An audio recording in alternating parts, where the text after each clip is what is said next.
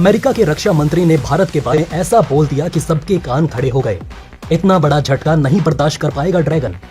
Indian air force का अब तक का सबसे बड़ा कदम। ये कदम भारत को महाशक्ति बनाकर ही छोड़ेगा। भारत अकेले दम पर तैयार करेगा दुनिया का काल। मेड इन इंडिया बनकर दुनिया गरजेगी भारतीय वायुसेना। भारत की ये गर्जना नहीं सुन पाएंगे विकसित देश। एयरफोर्स के एक ही फैसले से कदमों में आ चुकी है दुनिया। आइए दोस्तों, शुरुआत करते हैं पहली खबर से, जहां अमेरिका को भारत की ताकत का पता चल चुका है। और अब तो अमेरिकी रक्षा मंत्री ने जो बयान दिया है उससे भारत की ताकत का तो पता लगाया जा सकता है। और उसके साथ ही साथ ये बयान सुनकर चीन की भी नींदें हराम हो चुकी है। बेचारा ड्रैगन पहले से ही भारत को खुद के आगे बढ़ता देख इतने सदमे में है। ये खबर सुनने के बाद तो उसके पैरों के तले से जमीन भी खिसक जाएगी। दोस्तों, आपको पहले ये बता दें कि अमेरिकी रक्षा मंत्री ने क्या कहा है। तो दोस्तों, अमेरिकी रक्षा मंत्री ने कहा है कि चीन को रोकने की क्षमता सिर्फ और सिर्फ भारत के पास है। और अगर अब भारत की ताकत बढ़ेगी तो आएगी हिंद प्रशांत सागर के क्षेत्र में स्थिरता। इसका मतलब भारत अब इतना सक्षम हो चुका है कि वो चीन के फन को अकेले कुचल सके। अमेरिका के रक्षा मंत्री लॉयड ऑस्टिन ने कहा कि अगर एशिया में किसी एक देश के पास चीन से टक्कर लेने की हैसियत है तो वो सिर्फ भारत है। और भारत ही वो देश है जो चीन को रोक सकता है। अमेरिकी रक्षा मंत्री का यह बयान उस वक्त आया जब चीन के विदेश मंत्री ने अमेरिका को धमकी दी है। चीन ताइवान के लिए जंग में उतरने के लिए भी तैयार है। अमेरिकी रक्षा सचिव लॉयड ऑस्टिन ने शुक्रवार को हिंद प्रशांत क्षेत्र में शांति के लिए भारत और अन्य सहयोगी देशों की महत्वपूर्ण भूमिका को रेखांकित किया है, जिसे उन्होंने वाशिंगटन के लिए प्राथमिकता वाला थिएटर बताया।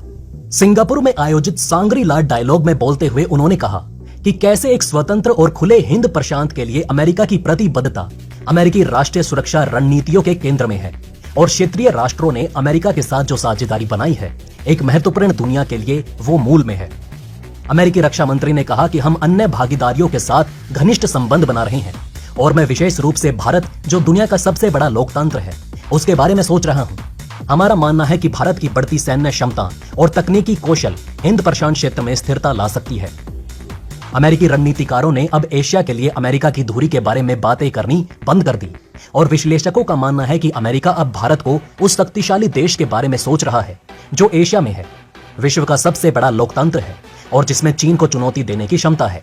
लॉयड ऑस्टिन ने कहा कि इंडो पैसिफिक वाशिंगटन का प्राथमिकता थिएटर है, जिसमें क्षेत्र में 3 लाख से अधिक अमेरिकी सेवा सदस्य सहयोगी अपने भागीदारों के साथ काम कर रहे हैं ताकि नियम आधारित सुनिश्चित किए जा सके और अंतर्राष्ट्रीय व्यवस्था कायम रखा जा सके।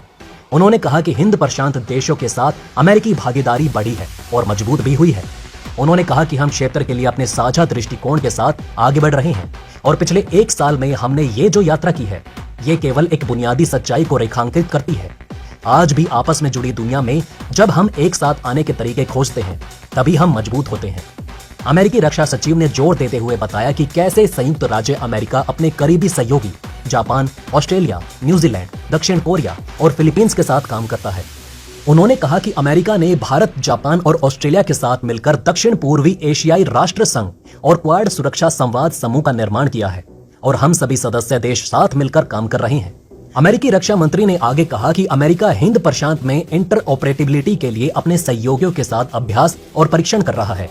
इसलिए हमने अपने सहयोगियों और भागीदारों के साथ संयुक्त अभ्यास की जटिलता, संयुक्तता और पैमाने को बढ़ाया है। उन्होंने कहा कि पिछले वसंत में USS Theodore Roosevelt carrier strike group ने हिंद महासागर में भारतीय नौसेना के साथ मिलकर एक साथ संयुक्त अभियान चलाया था और भारतीय वायुसेना ने एकीकृत वायु शक्ति और एंटी सबमरीन युद्ध अभ्यास किया था। तो आइए दोस्तों, अब दूसरी खबर पर चलते हैं, जिसे अपने आप में एक ऐतिहासिक घटना कहा जा सकता है।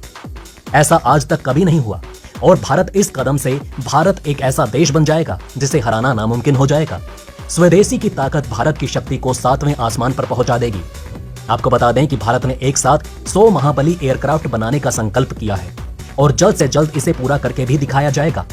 आत्मनिर्भर भारत योजना के तहत भारतीय वायुसेना अपने बेड़े में 114 लड़ाकू विमान और जोड़ने की योजना बना रही है। खास बात तो यह है कि इनमें से 96 भारत में बनाए जाएंगे। बाकी 18 जेट की खरीद फॉरेन वेंडर से की जाएगी, जिन्हें शॉर्टलिस्ट किया गया है। भारतीय वायुसेना इन मल्टी रोल फाइटर जेट यानी कि MRFA की खरीदी buy global and make in India योजना के तहत करेगी।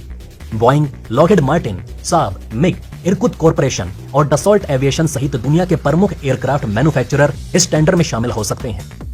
पहले 18 खरीदे जाएंगे, 96 का कंस्ट्रक्शन देश में होगा।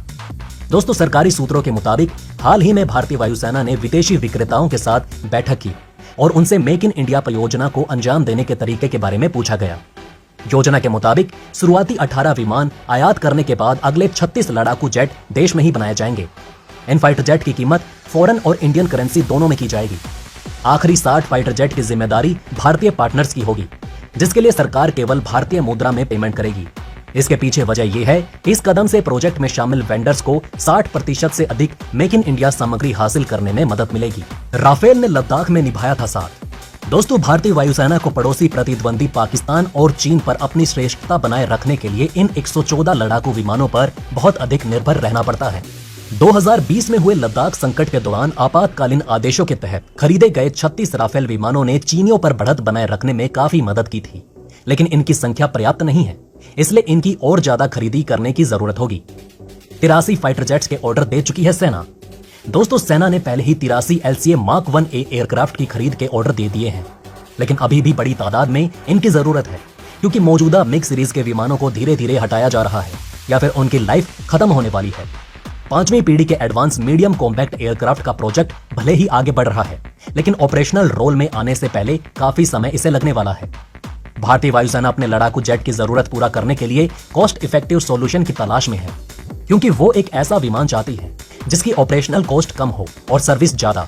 इंडियन एयरफोर्स राफेल लड़ाकू जेट की ऑपरेशनल कैपेबिलिटी से संतुष्ट है और भविष्य में भी अपने एयरक्राफ्ट में इसी तरह की सर्विस चाहता है। सेना के उच्च सरकारी सूत्रों ने आज तक को जानकारी दी है कि ऐसा पहली बार होगा कि प्रोजेक्ट का करीब 70% पेमेंट भारतीय मुद्रा में ही किया जाएगा। जानकारी के मुताबिक इस योजना के तहत भारत में 96 विमान बनाए जाएंगे, जिसमें से 36 का पेमेंट भारतीय और विदेशी मुद्रा में किया जाएगा, जबकि 60 विमानों का पेमेंट केवल भारतीय मुद्रा में ही किया जाएगा। तो दोस्तों, जैसा कि हमने आपको इस वीडियो में बताया कि मेक इन इंडिया को गति देने के लिए भारतीय वायुसेना भारत में करीब 100 एडवांस फाइटर जेट बनाने की योजना बना रही है।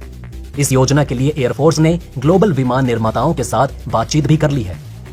दोस्तों, अब आप हमें कमेंट सेक्शन में बताइएगा कि क्या ये बातें आपको पहले से पता थी। अगर नहीं तो इनमें से कौन सी बात आपको सबसे ज्यादा इंटरेस्टिंग लगी, और कमेंट बॉक्स में जय हिंद लिखना ना भूलिएगा। तो दोस्तों, हमारे इस वीडियो में हमने आपको बहुत सी बातें बताने की कोशिश की। अगर आपको हमारी कोशिश अच्छी लगी हो तो प्लीज लाइक करें इस वीडियो को, और इसी तरह की और जानकारी पाने के लिए सब्सक्राइब करें हमारे चैनल को। जितना हो सके इस वीडियो को शेयर करना ना भूलें। धन्यवाद दोस्तों, हम फिर मिलेंगे एक और इंटरेस्टिंग टॉपिक के साथ।